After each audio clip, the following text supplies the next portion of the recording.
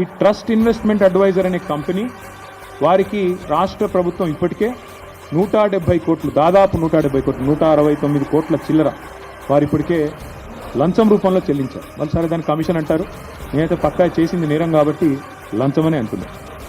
ఆ trust investment advisor వాళ్ళు ఇంకొక ఫైనాన్షియల్ అడ్వైజరీ సర్వీసెస్ ఫామ్ని ముంగట పెట్టారు. బీకన్ ట్రస్టీషిప్ అనే కంపెనీని రంగంలో దించారు.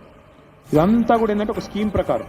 ఇక్కడ ఇంపార్టెంట్ పాయింట్, పేరుకు పోయిన సంవత్సరమే రాష్ట్ర ప్రభుత్వం మాకు సుప్రీంకోర్టు తీర్పు రాగానే ఈ భూమిని మేము 75 కోట్లు పర్ ఎకరం మేము టీజీఐఏసీకి బదలాయిస్తున్నామని చెప్పి ఒక జీవో ఇచ్చింది.